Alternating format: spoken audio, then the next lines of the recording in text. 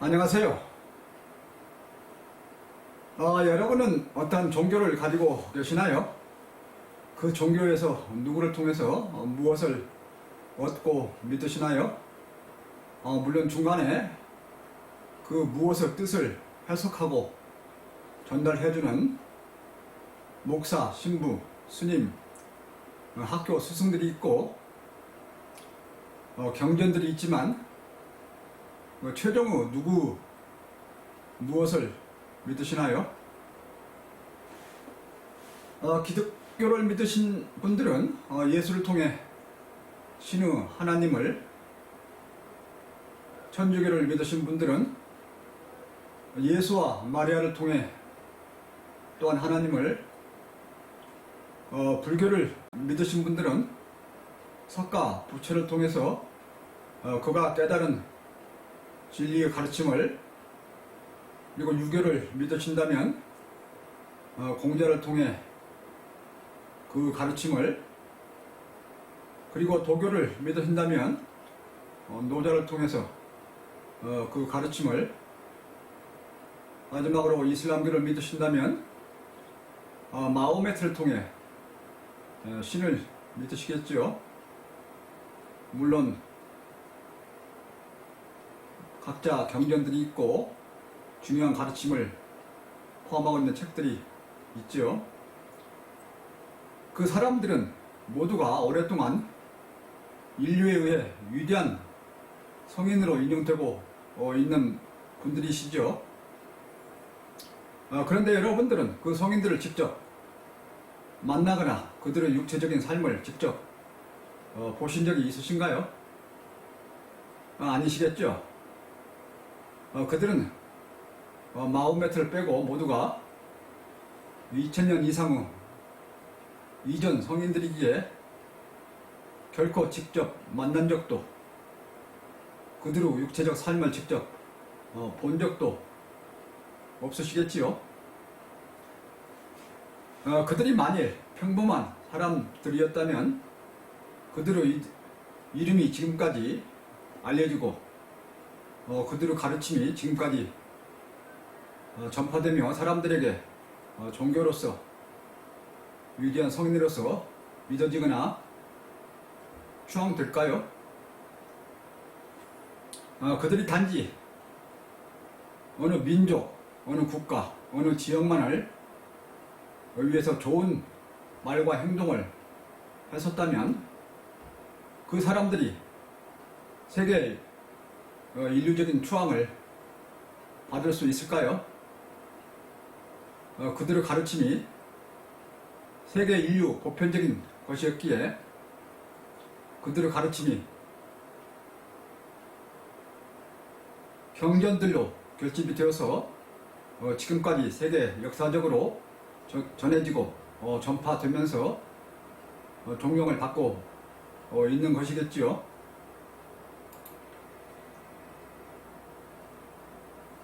서울에는 1000만 이상의 사람들이 살고 있고 지구에는 70억이 넘는 그런 사람들이 살고 있는데 여러분은 그들의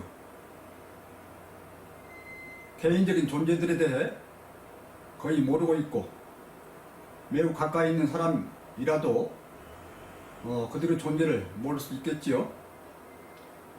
직접 만나 본 사람이라 하여도 잠깐 후에는 잊어버리고, 특히 그 사람이 죽어서 육체가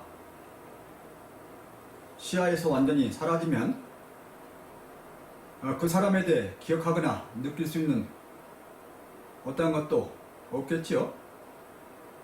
그 사람이 살았을 때 했던 좋은 생각, 좋은 말, 좋은 행위에 대한 기록과 기억만이 남아있겠죠. 물론 악한 언행들을 했던 사람도 죽은 후에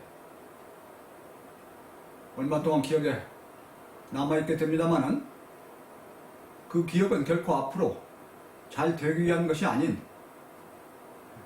파괴와 파멸로 가는 것이기에 결코 장려되면서 오래 유지되어 가지 않겠지요. 훌륭한 뜻을 갖는 언행일수록 주위에 더 널리 더 오래 알려지고 기억되겠지요. 그 사람이 완전히 자기만을 위해 육체의 이주로 살았다면 육체를 땅에 파묻는 순간 그 사람에 대한 흔적은 없어지겠지요.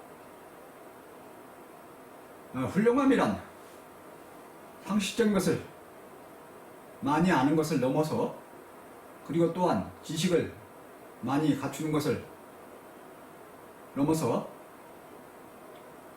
이치와 진리를 많이 깨달은 사람, 즉 보다 넓고 오래 통용될 수 있는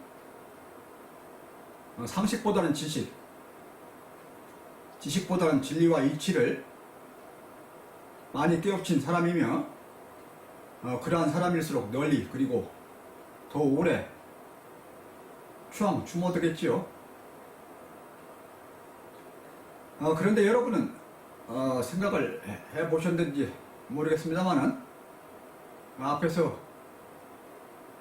예를 들어 드렸던 성인들도 그중 어느 누구도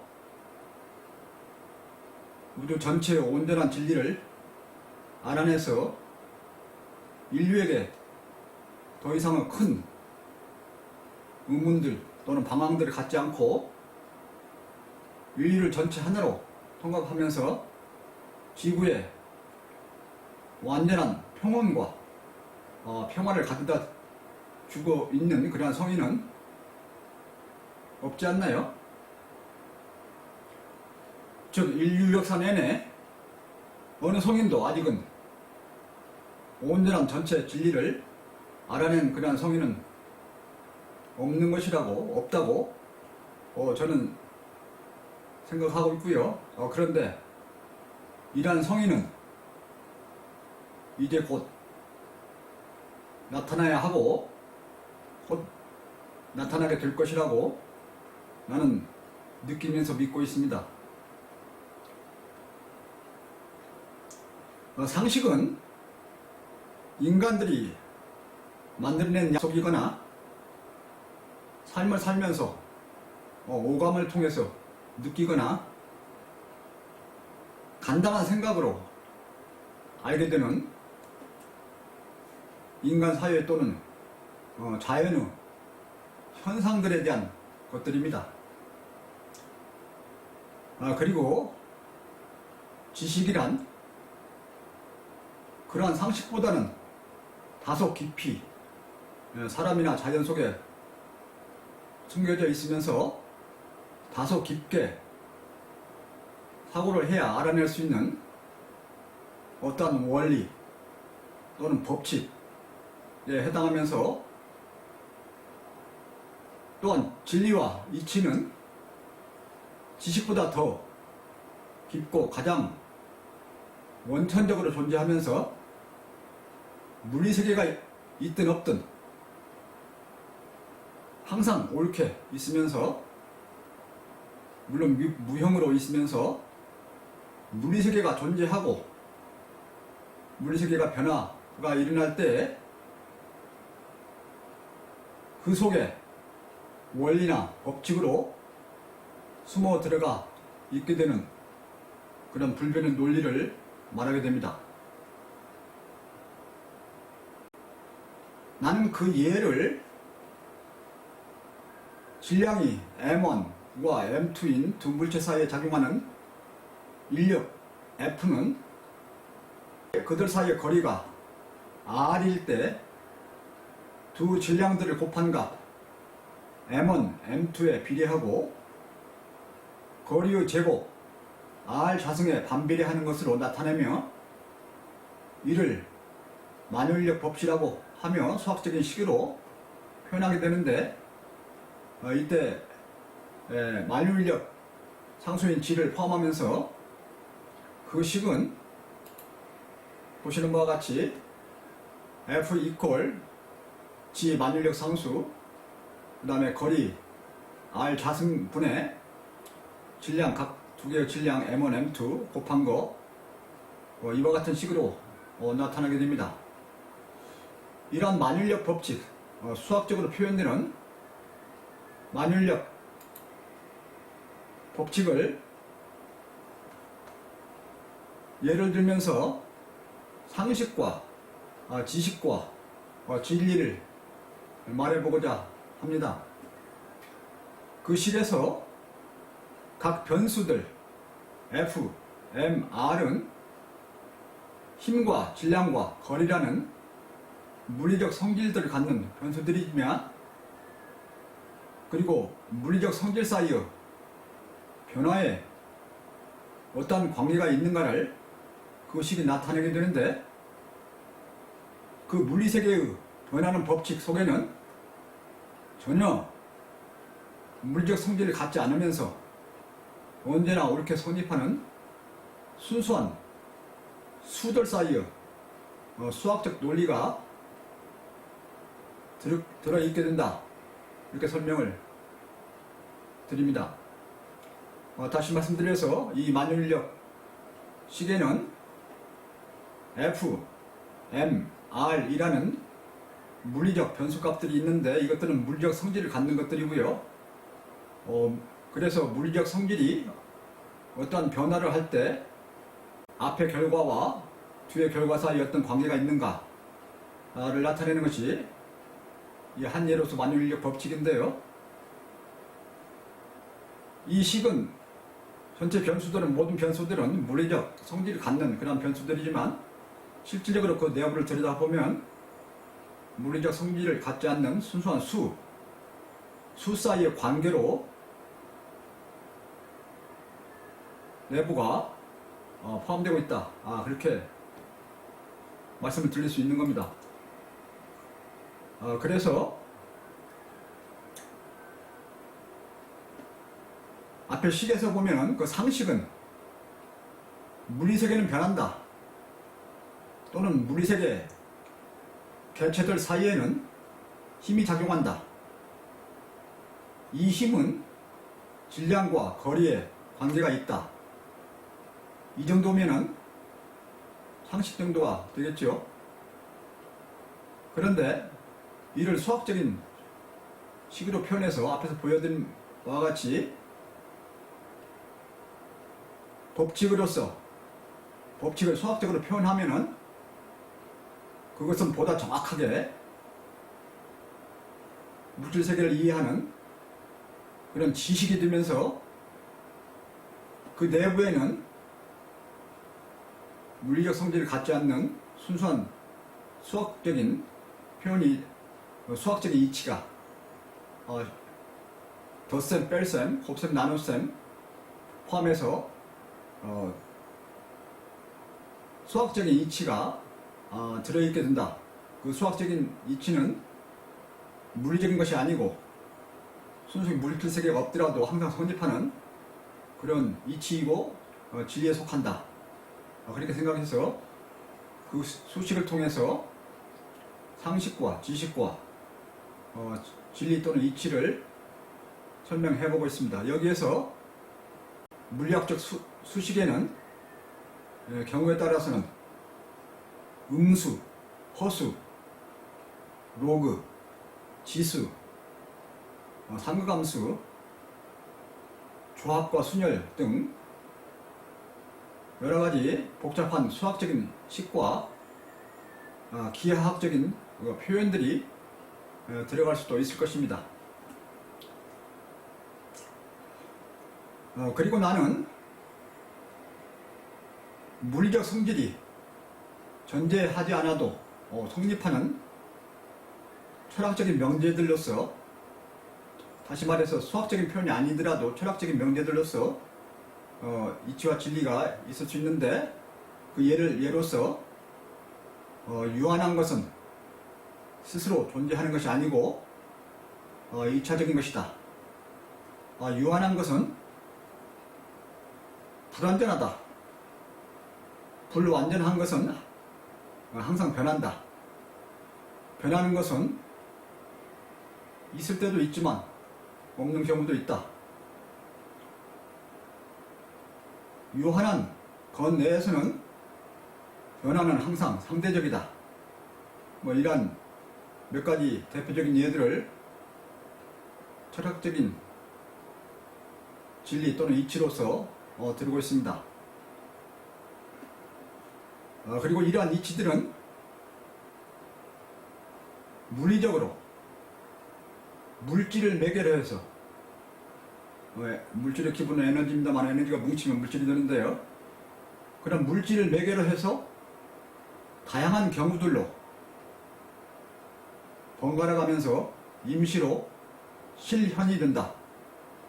그래서 우리가 사는 우주가 현재 변화가 계속 일어나는 것도 수많은 가능성 중에 하나의 실현 그런 과정에 해당된다. 다시 말씀드려서 현실 물리세계라는 것은 물리세계가 없더라도 항상 옳게 성립하는 이치와 진리, 수많은 부지기수 이치와 진리 중에서 물질을 가지고 임시로 임의의 경우로 실현하는 그러한 특별한 경우에 해당된다. 이렇게 강조를 하고 있는 것입니다. 그래서 뒤에 있는 것, 다시 말씀드려서 상식보다는 지식보다는 진리를 깨달을수록 물리세계에 더욱 깊이 들어있는 보다 더 원천적인 것을 이해하는 것이 되고, 그래서 더욱 넓게 그리고 더욱 오래 통용되는 것을 아는 것이 되면서 이러한 경우 더욱 훌륭한 혼을 갖춘 사람이 되고, 육체적인 죽음을 넘어서 갖췄던 혼이 영혼을 나오면서 육체는 없더라도 진리와 이치가 물리세계에 없더라도 존재하듯이 육체가 없더라도 더욱 넓고 오래 추앙되고 추모되면서 영향을 미치는, 그래서 살아있는 개념으로 설명할 수 있는 그런 것이 된다. 이런 내용을 강조해왔고요. 이러한 내용들을 바탕으로 하면서 오늘은 책의 4장 생명편을 마치는 그러한 입장에서 4장에 대한 내용을 종합적으로 정리해 드리려 합니다. 물론 앞으로 나갈수록, 즉 다음 주부터 시작하는 신편을 거쳐서 인간편으로 가면서 지금까지 해설해드린 그런 물리세계와 생명의 세계에 대한 내용을 바탕으로 해서 보다 더 인간과 밀접하게 관련 있는 내용들을 다루면서 여러분들을 참하고 온전한 그런 온참 진리에 대한 이해가 더욱 확고히 되도록 해드릴 그런 예정이 있습니다. 오늘은 이상을 서론으로 하면서 본론에 들어가도록 하겠는데요. 먼저 지난주에 말씀드렸던 것을 간단히 요약을 해드려보면, 그 지난주는 그 이전의 혼과 정신적 활동과 마음의 작용, 특히 참 정신활동과 참혼, 잡정신활동과 자폰, 그에 대한 구체적인 설명에 이어서 정신과 마음의 차이를 진, 선미, 그러한 이론과 연관시키면서 정리를 해드렸었고요. 지금까지 인류 역사 내내 인간들이 말해온 숱한 잘못된 그런 혼드르 예를 들어가면서 온참이 말하는 혼은 이러한 혼드르가 완전히 다른 우주에 존재하는 모든 것들을 실질적으로 모순이 없이 하나로 깨끗하게 있는 새롭고 진정으로 옳은 그러한 개념의 혼이라는 것, 그런 설명을 드렸고요. 영혼 불별설은 참으로는 이치와 진리를 내용으로 하는 그러한 신에 대한 것이지만 인간에 있어서도 진리와 이치를 깨달은 정도만큼 살아있으면서 불멸을 이어갈 수 있다는 그런 개념으로 설명을 할 수 있다, 이렇게 말씀을 드렸었습니다. 그래서 이번 주에 말씀드릴 내용은 앞에서 잠깐 간단한 소개가 있었습니다만은 4장의 마지막 4.6 절이라고 표현할까요? 4.6절에 죽은 후에 육체는 자연으로 돌아가고 키워온 혼만 남는다, 이런 타이틀로서 4장을 마무리하는 그런 내용이 되겠는데요. 혼의 훌륭함과 그 크기에 따라 살아있는 정도가 다르다. 죽으면 육체는 자연으로 돌아가 샅샅이 흩어진다. 죽은 뒤는 평생 키워온 혼만 영혼으로 남는다. 그러한 세 개의 소재들로서 4장을 종합적으로 정리해 드리는 그러한 시간을 갖도록 하겠습니다. 오늘의 내용은 앞의 내용들을 어느 정도 이해하신 분들은 그다지 새롭거나 어려운 내용이 아니어서 읽으면서 꼭 필요한 부분만 부연적인 설명을 해 드리도록 그렇게 하겠습니다. 그래서 4.6절 타이틀은요, 죽은 후에 육체는 자연으로 돌아가고 키워온 혼만 남는다, 이렇게 되어 있고요. 그 첫 번째 소재가 혼의 훌륭함과 그 크기에 따라 살아있는 정도가 다르다. 다시 반복해 드립니다만은 오늘 내용은 앞에서 말씀드린 내용들을 종합적인 정리이기에 반복적인 내용이 좀 있고요. 내용 자체는 어려움은 없을 것이라고 생각이 됩니다. 첫 번째 단락을 읽어보면은요, 물리적 존재 관점에서는 인간은 물론 어느 생명체들에 있어서도 태어나면서 모두가 평등하다. 그러나 절대적으로 그리고 영구히 그러한 것은 아니다. 앞으로 혼을 키워갈 가능성을 열어둔 당시의 입장에서 그러하다. 실질은 혼을 크게 가지고 있는 존재가 더 위대하다. 우주에 존재하는 모든 객체들은 물리세계가 전체 하나로 열려 교류하면서 변해가기에 물리적으로는 모두가 평등한 조건이 되고 평등한 존재가 되고, 그런데 좀 더 구체적으로 보면 무생물과 생물, 생물에서도 하등생물과 고등생물, 특히 영장류에 있어서는 혼의 훌륭함 정도에 따라 존재 가치가 다를 수 있다, 또는 달라야 된다, 이렇게 말씀드리고요. 이는 앞으로 훌륭함을 갖추어 나갈 그런 가능성까지를 포함해서 염두에 두고 말해줘야 한다, 그런 설명을 드리고 있습니다. 어느 생명체도 자신의 의지로 태어나지 못한다. 생명으로 태어남은 우주 전체의 역사로 일어난다. 따라서 개체들은 태어남을 고맙게 여겨 직분을 찾아 살아가는 것이 자연의 순리요 의무이며, 더 나아가 인간으로 태어났다면 더 큰 태어남의 보람을 찾아야 한다. 어떠한 생명체도 스스로 의지에 의해서 태어나는 것이 없습니다. 생명체는 그러하면서도 무생물과 존재 이유가 다르고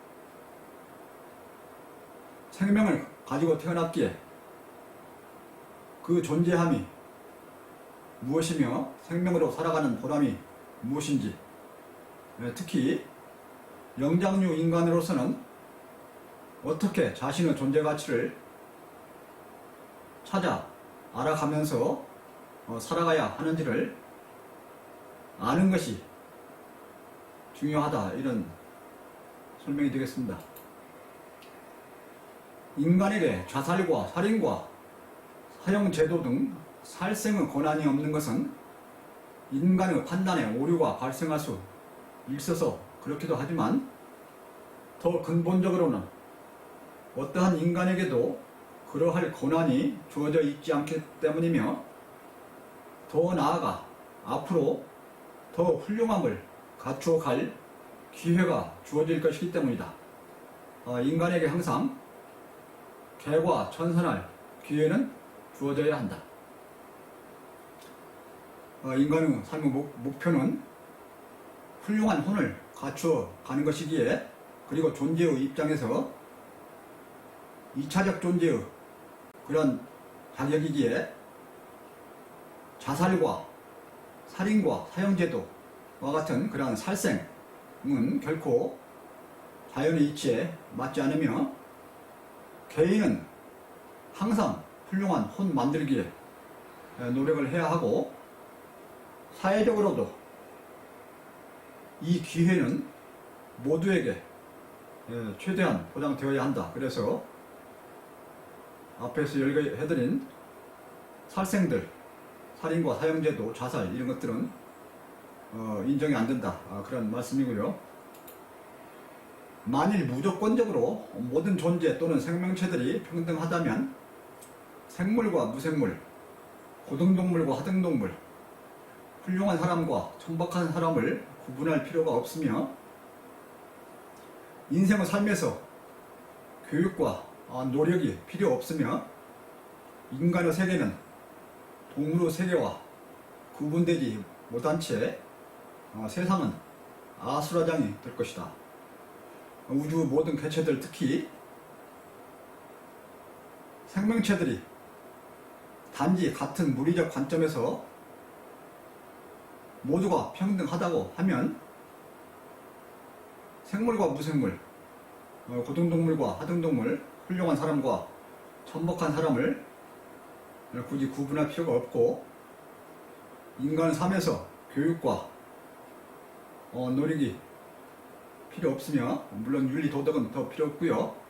인간의 세계는 동물의 세계와 구분되지 못한 채 세상은 물리적 힘만이 득세하는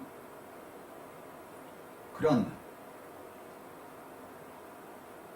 아수라장이 될 것이라는 그런 설명입니다. 자연은 전체 하나로 열려 교류하면서 그 내의 모든 존재를 현실적 입장에서 평등하게 만든다. 높은 곳은 낮은 곳이 되고, 낮은 곳은 높은 곳이 되며, 음지는 양지가 되고, 양지는 음지가 되며, 추운 곳은 더운 곳이 되고, 더운 곳은 추운 곳이 되며, 항상 이처럼 바뀐다. 하물며 더 더러운 것과 깨끗한 곳까지 교대하게 만든다. 다만 시간이 짧게 걸리거나 길게 걸릴 경우가 있을 뿐이다. 물리적 관점에서는 우주 내의 모든 존재가 일괄적으로 평등하다는 그런 강조를 해드렸는데요. 그리고 물리세계는 전체가 하나로 열려서 교류하고 변해가기에, 변하는 것은 생명을 살아있게 하는 그런 기본이 됩니다. 그러면서 생명으로 살아갔을 때 조건들이 다르게 만들어지면서 잠시는 불평등한 그런 조건이 형성이 됩니다. 그래서 그러한 불평등이 때로는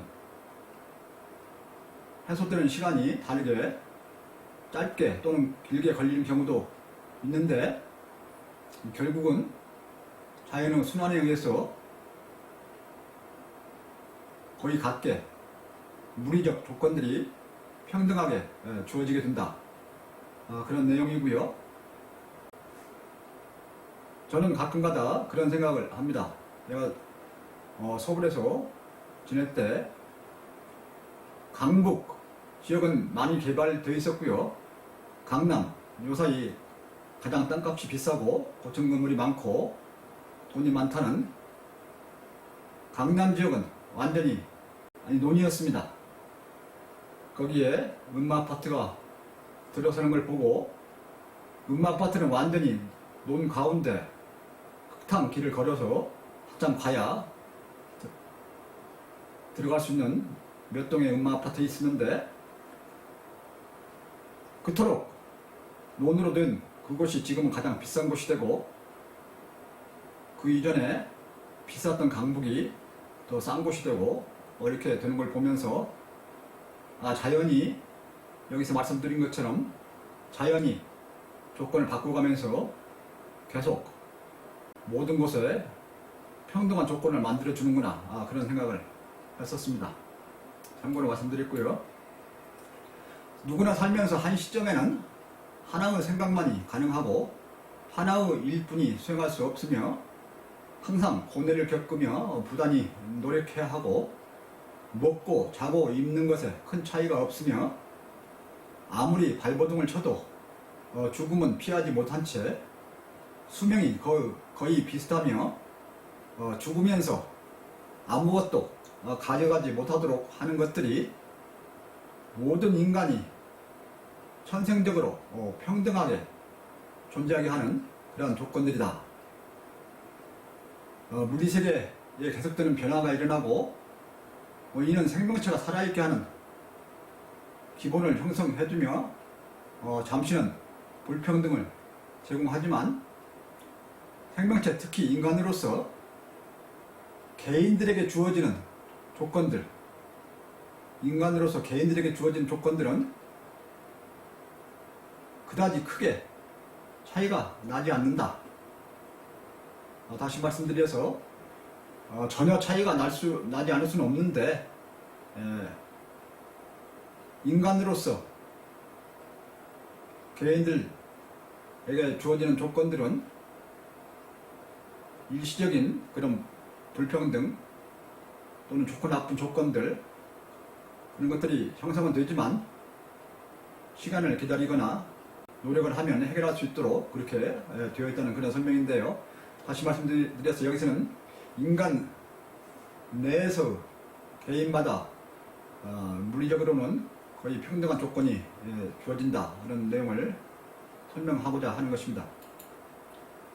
자연의 끊임없는 변화는 모든 것을 특이한 환경으로 만들어주면서 생명체들을 살아있게 하고 사는 동안 다양한 변화가 일어나도록 해주며, 동시에 모두가 독특한 개성과 특별한 우수성을 갖도록 한다.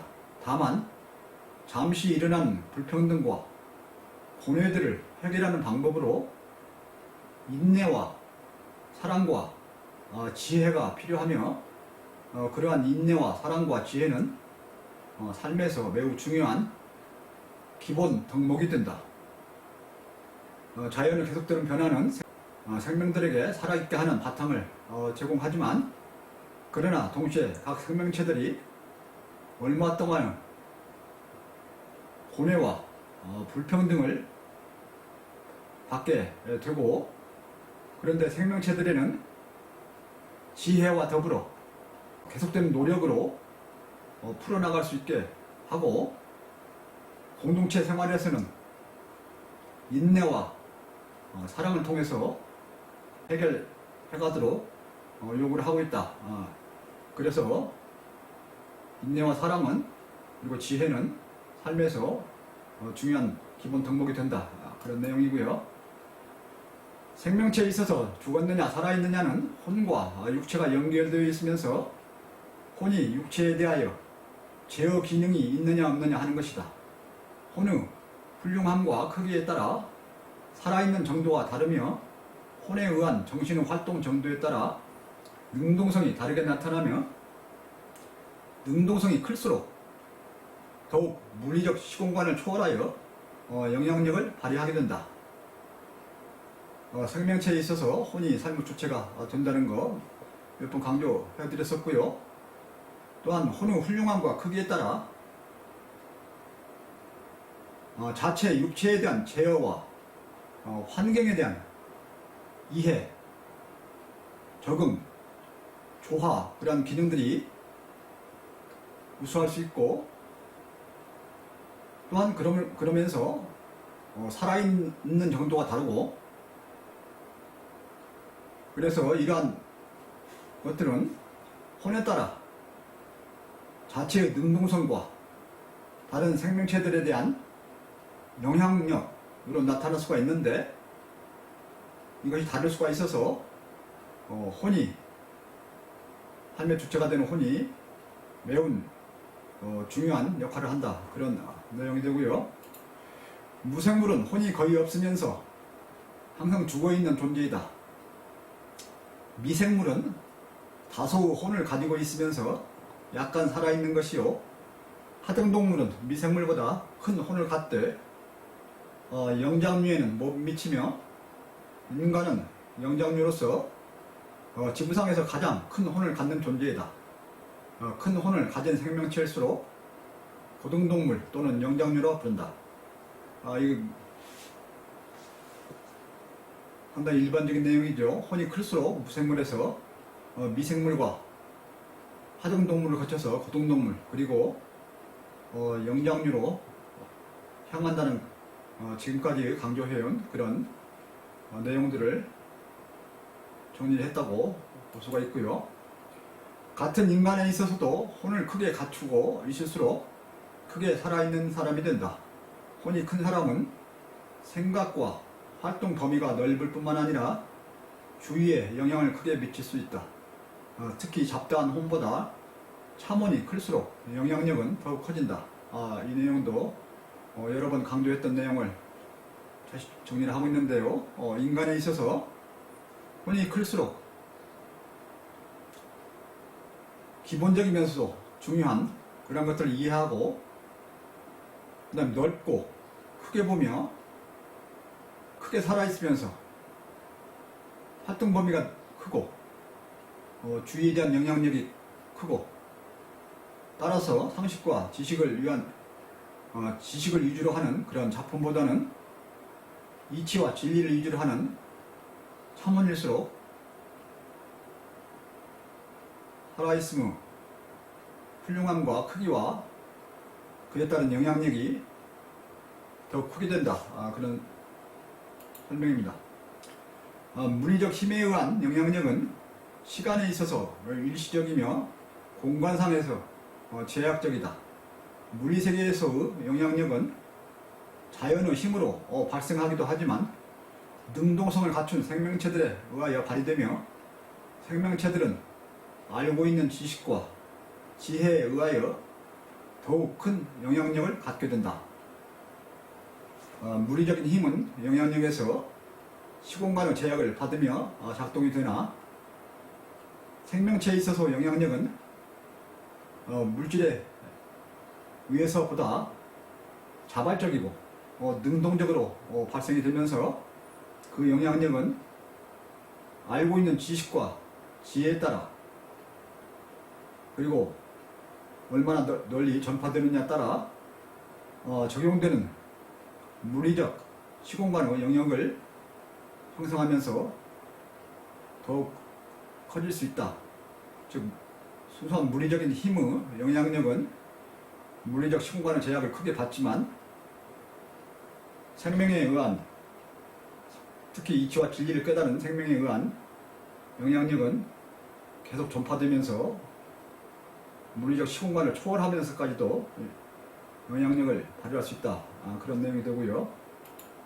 일반 상식이나 물리세계에 대한 지식보다는 진리가 더 원천적으로 참한 것에 속하기에 큰 진리를 깨달을수록 큰 혼을 갖추게 되고 크게 살아있으면서 주위와 생명체들에 더 크게 영향력과 지배력을 발휘하게 된다. 이것도 약간 반복되는 그런 내용입니다만, 상식보다는 지식보다는 이치와 진리를 많이 알고 있는 사람이 보다 더 근본적이고 널리 보편적인 그러한 것을 아는 사람이기에 더욱 영향력과 지배력이 크게 된다. 그것을 다시 강조하는 그러한 내용이 되겠습니다. 혼이 크다고 하면 큰 지식을 갖추고 있다고 함이며, 혼이 훌륭하다고 하면 진리나 가치 있는 이치를 더 많이 깨달았다는 것을 의미한다. 다시 말씀드려서 혼이 훌륭하다는 것은 상식보다는 지식보다는 진리와 이치를 더 많이 깨달은 것이라는 것이고요. 훌륭한 혼은 자폰보다는 참혼을 많이 갖추고 있는 혼이다.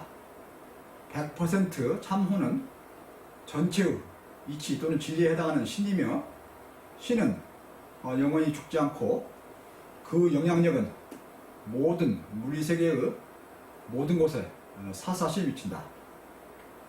상식이나 지식 위주 자폰보다는 진리와 이치 위주 참혼이 더 훌륭하고, 100% 이치를 내용으로 갖는 신은 전체가 참 혼이면서 100% 능동적인 존재이고, 따라서 스스로 존재하고 결코 죽음이 없이 언제 어디에나 살아있는 모습으로 물리세계에 나타나게 된다.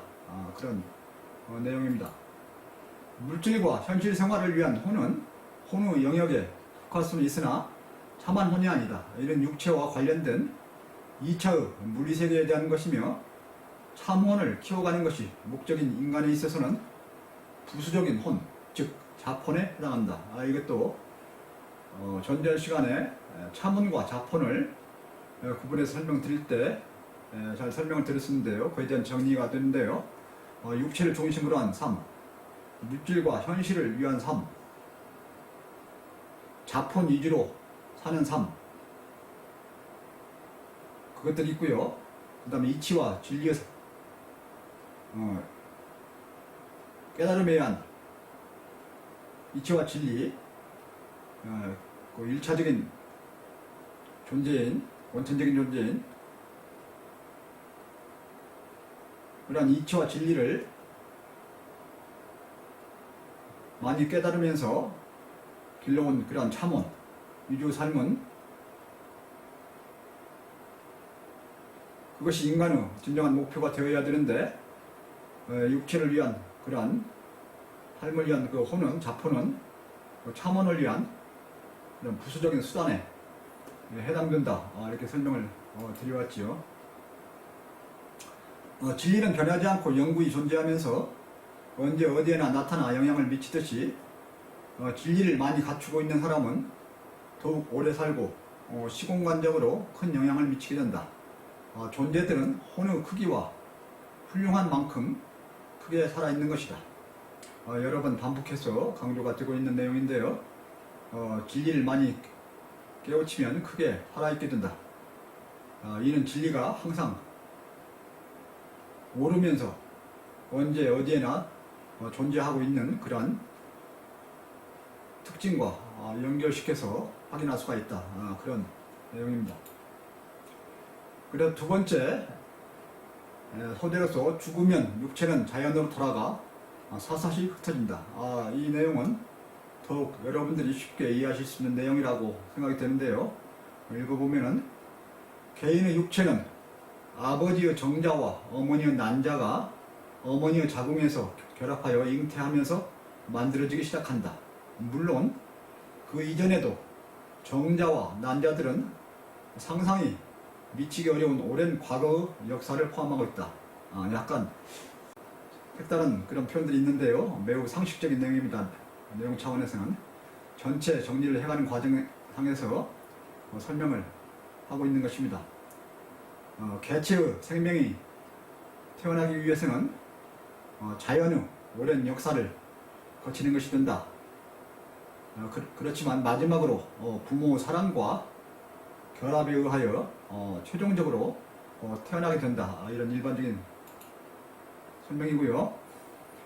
인류가 발생한 이래로 기나긴 역사를 거치며 아버지와 어머니가 존재하게 되었고, 드디어 아버지와 어머니가 만나 사랑하고 성관계를 갖게 되었으며, 수억의 전자 중 하나가 난자와 결합해 잉태된 것이 인간의 한 생명이다. 여러분도 아실 수 있는 내용이지만 정리를 하고 있고요. 인간으로서 한 생명은 부모의 사랑과 결합, 이 과정에서 남성에 해당하는 아버지 부가 사정한 그런 수억의 정자들이 심한 경쟁을 하여서 가장 일찍 성공적으로 여성의 자궁에 도착한 그런 정자가 하나의 난자와 만나서 그런 성사가 되는 결과인데, 그래서 한 생명체로 태어난다는 것은 매우 귀한 역사를 가지고 있을 뿐만 아니라, 오래된 역사를 갖고 있을 뿐만 아니라 매우 귀한 그런 선택적인 결과라는 그런 설명입니다.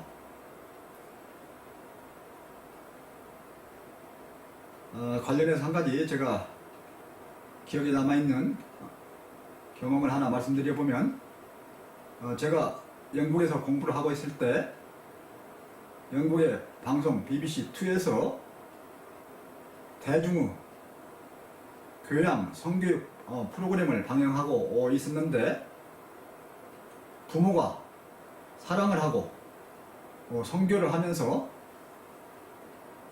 사정의 과정과 정자들을 질주 경쟁, 그리고 난자와의 결합에 의한 생명체의 잉태, 그런 과정을 매우 적나라하게 사실적인 영상으로 그런 보여주는 그런 공중방송을 보고 매우 놀란 적이 있습니다.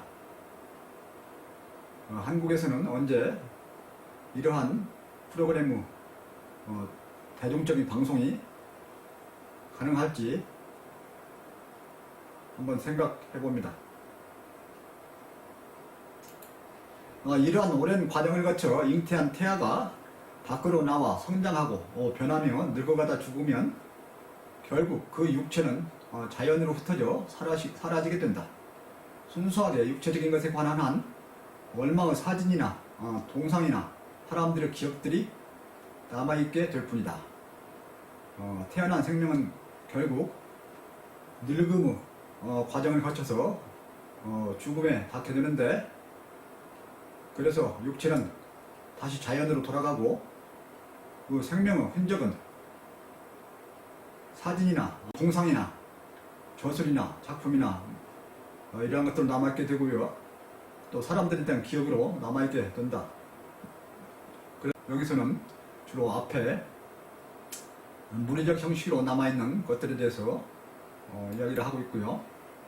역사 이래로 많은 민족 또는 사람들은 죽음에 대해 미련을 가지면서 시체를 가능한 한 오래 곁에 두려 하거나, 살아생전 쓰던 물건이나 같이 지냈던 사람까지도 곁에 순장하거나, 적어도 골과 뼈는 오래 유지하려 좋은 묘 자리를 잡으려 하거나, 시체를 묻은 무덤 앞에 비석을 세워 기념하거나, 제사를 지내거나 엄청난 크기의 피라미드까지도 세웠다.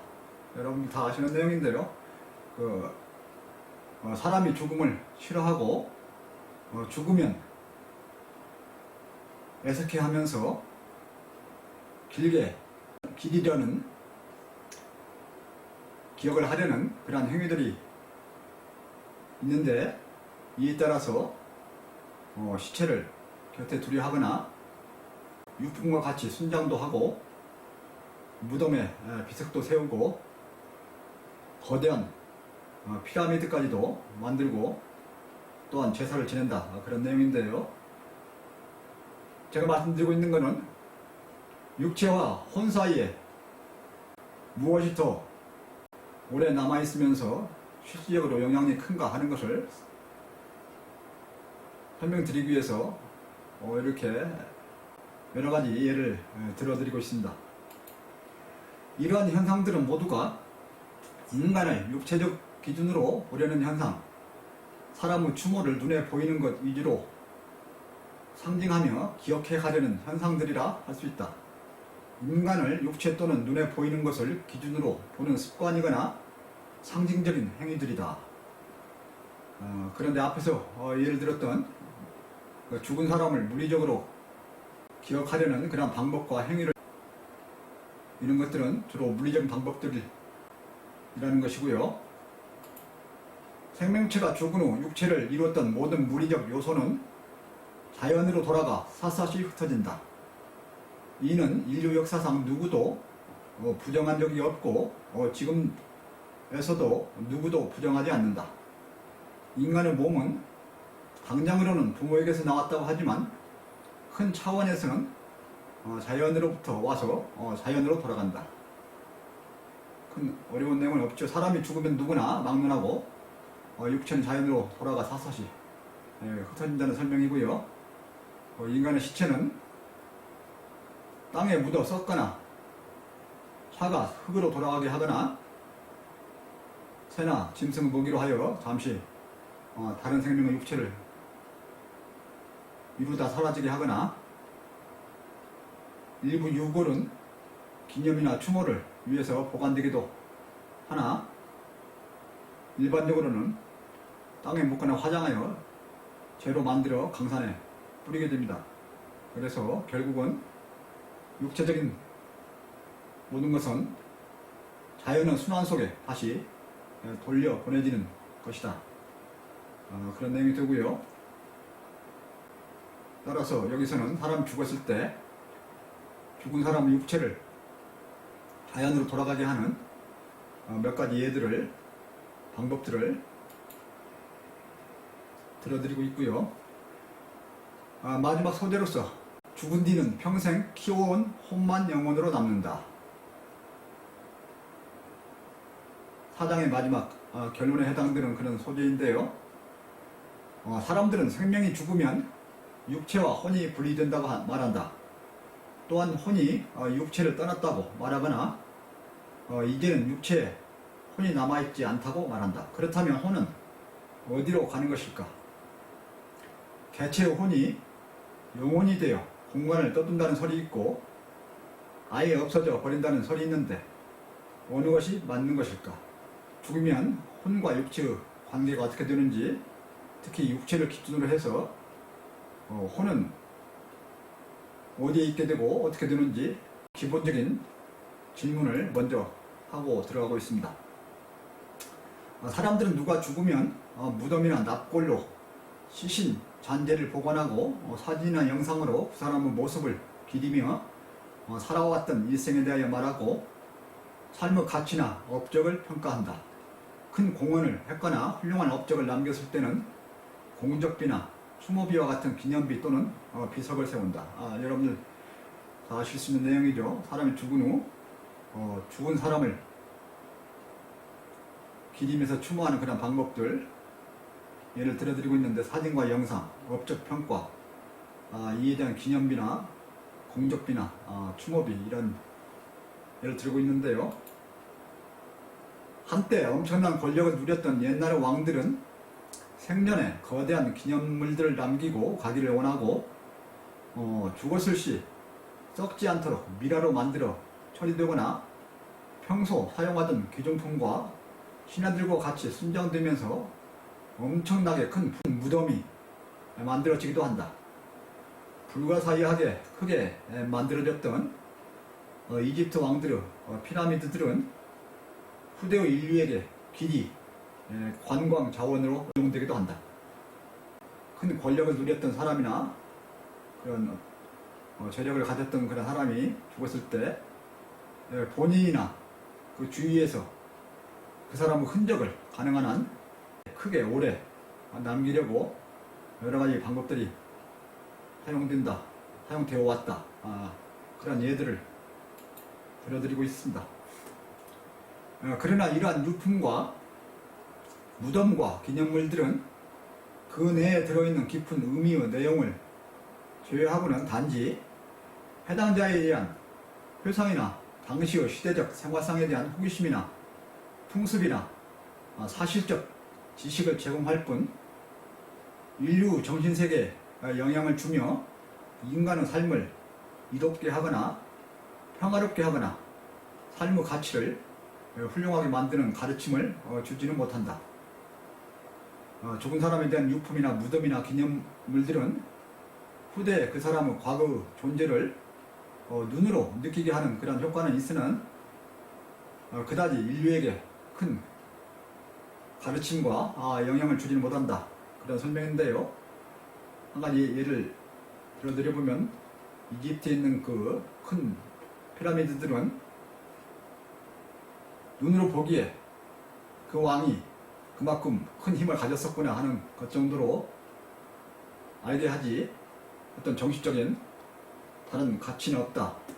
즉 처음 시작하면서 예를 드렸던 그런 성인들만큼 그 가르침이나 영향력이 있지 않다. 그런 내용이 되겠습니다.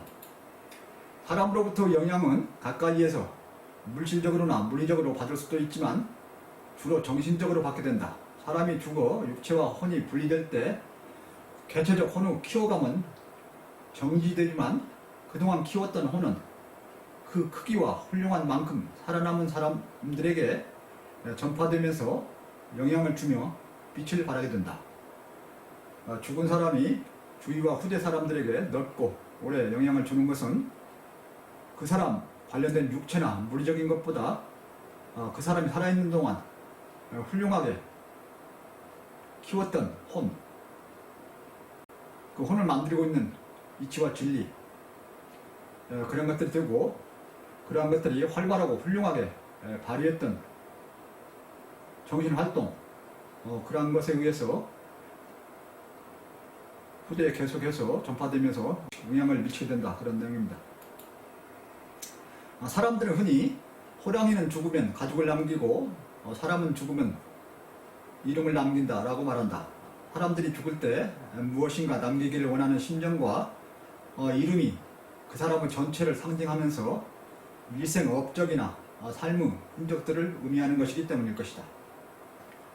많이 인용되는 호랑이는 죽으면 가죽을 남기고 사람은 죽으면 이름을 남긴다. 그런 속담을 하나 들면서 이 속담에서 이름이라고 하는 것은 단순히 그 몇 글자 그런 이름이 아니라 그 사람이 일생 만든 그냥 혼의 훌륭함, 정신적 활동 훌륭함, 그런 것을 함축하고 그런 대변해주는 그런 대표적인 그 부름에 해당된다.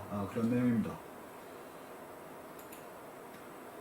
죽은 자에 대한 평가는 그 사람이 평생 깨닫고 실천했던 정신적 가치가 중심이 되며 이를 나타내는 행적으로는 그 사람이 했던 언행을 중심으로 한 글, 유언, 일기기, 자서전, 참회록, 철학서, 사상서, 논문, 시, 소설, 희곡 등 그러한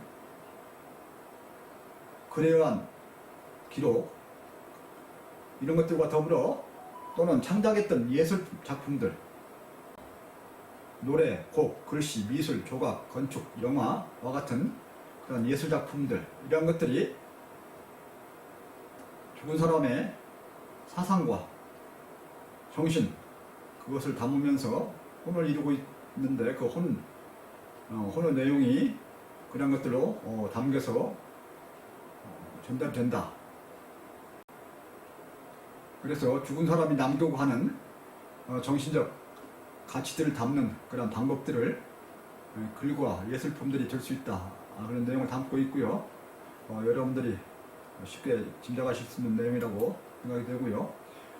죽은 자에 대한 평가는 시간이 갈수록 정당한 평가를 받게 되며 단순한 작품보다는 그 사람의 정신적 가치를 포함한 유품에 대해 그리고 정신적 가치가 높은 유품과 깊은 사상이나 훌륭한 혼을 갖춘 것일수록 좋은 평가를 받게 되며 오랫동안 더 크게 영향력을 끼치게 된다. 훌륭한 혼을 담고 있는 정신적인 가치가 큰 유품일수록 오랫동안 더 크게 영향을 미치면서 남아있게 된다. 그런 내용이고요. 성인들의 혼은 고전이나 경전이나 종교로서 남아 사람들에게 계속해 가르침을 주며 영향을 미친다. 예루살렘이나 인도 불교 성지들이나 중국의 유교 또는 도교 성지들은 2000년이 넘는 동안 순례객과 관광객들이 그들의 가르침의 족적을 찾아 방문하고 있으며 세계 곳곳에는 그들의 가르침을 물려받고 추앙하고 예배하는 그런 성당, 교회, 사찰, 예배당, 교당들이 세워지고 수많은 신부, 수녀, 목사, 승려들이 종사를 하면서 인류 생활을 정신적 생활을 이끌어가고 있다. 마지막 단락에 해당되는데요. 인류 역사에서 큰 진리를 깨우쳤던 성인들의 가르침이 경전으로 결집이 되고 종교와 성지를 만들면서 또한 역사를 계속 거치면서 그 가르침을 전파하는 제자들, 앞에서 말씀드린 목사, 신부, 스님을 포함해서 그러한 가르침을 전파하는 그런 제자들을 길러내게 되고 2000년이 넘도록 후대 사람들의 순례, 방문의 대상이 되고 또한 관광 자원의 자산이 되고 추앙과 예배를 받으면서 인류 생활에 영향을 미치고 있다. 그런 설명인데요. 나는 시간이 되고 여건이 되는 한 불교 석가 부처와 관련된 그런 성지들, 불교 성지는 4대 성지라고 보통 말합니다만은 룸비니, 부다가야, 사르나트 4대 성지가 있고요. 기독교 예수와 관련된 성지 예루살렘, 그 다음에 유교 공자와 관련된 중국에 있는 성지들을 방문하였었습니다. 그래서 2000년이 넘도록 그곳들을 찾아서 성인들의 흔적을 찾고 그 가르침을 받으려, 아니면 적어도 단순한 관광을 위해서도 그 많은 사람들이 찾아들고 있음을 보면서 그러한 성지들이야말로 위대한 민족의 재산이고 인류 재산이고 자산이고 유산이구나, 그런 생각했던 적이 있습니다. 그래서 현실적으로 보면은 직장을 만들어서 일하는 일터를 마련해주는 그러한 것은 아주 일시적인 방심만을 위한 것이지만, 이와 같이 큰 정신적인 깨달음을 얻은 성인들에 의한 그러한 일터 만들기 또는 관광 자원으로 이용하기, 이러한 것들은 엄청난 자산이 된다. 그런 것을 느꼈었습니다. 이상을 오늘의 책 내용을 다루면서 이번 주 요약을 간단히 해드리면, 이번 주에는 4장의 마지막 생명편을 마치면서 종합 정리해드리는 그런 4.6절 죽은 후에 육체는 자연으로 돌아가고 키워온 혼만 남는다, 그런 중심 내용으로 해서 크게 세 소재에 대해서 설명드렸는데요. 첫 번째가 혼의 훌륭함과 그 크기에 따라 살아있는 정도가 다르고 영향을 미치는 정도가 다르다 그런 건데, 죽으면 육체는 자연으로 돌아가고 사사시 흩어진다. 죽은 뒤는 평생 키워온 혼만 영혼으로 남아서 얼마나 큰 이치와 진리를 깨달았느냐에 따라서 얼마나 훌륭하고 큰 혼을 만들었느냐, 참혼을 만들었느냐, 그에 따라서 얼마나 오랫동안 그리고 얼마나 넓게 영향을 미칠 수 있느냐, 그런 종합적인 설명을 해드렸습니다. 그래서 다음 주에는 다음 주부터는 파트 2 신편에 해당되는데요. 5장과 6장이 신편을 다루고 있고요. 간단히 그 신편을 먼저 세부 타이틀로서 정리를 해보면은 5장 타이틀은 지금까지 인류에 의하여 숭배되어 온 잘못된 신들 이렇게 되어 있고요. 그래서 지금까지 무수히 많은 신들이 만들어지고 숭배되고 또 사라지기도 하고 그랬는데 그 잘못된 신들을 정리를 하고 있는데요. 그래서 5.1에서는 신에 관련된 여러 가지 이론들, 창조신, 이신론, 범신론, 유신론, 이원론, 무신론, 유물론, 이러한 것들을 신과 관련된 그러한 이론들을 점검을 해보고요. 5.2에서는 인간은 신에 대하여 사사시 알 수 있을까, 즉 인간은 신에 대한 전체를 모두 알 수 있을까 하는 것을 다루고요. 5.3장 5.3에서는 지금까지 인류가 알아온 잘못된 신들, 인류는 지금까지 무엇을 신이라고 해왔나 하는 것을 점검을 하고요. 5.4에서는 신은 결코 인격적이거나 의지로서 우주를 창조하거나 간섭, 심판하는 그런 존재가 될 수가 없다. 이것을 별도로 뽑아서 다루고 있고요. 5.5에서는 진화론과 신과 관계, 흔히 많은 토론의 대상이 되는 특히 무신론자와 유신론자들 사이에 많이 이용되는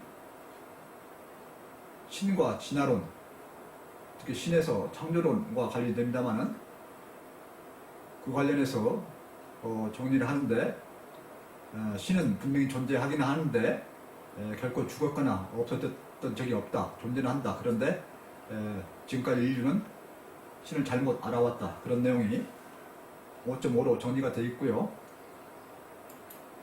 다음은 6장인데요. 6장은 진실로 올바른 전 우주적인 신이라고 타이틀로 되어 있는데요. 그 첫 번째로서 진짜로 올바른 신이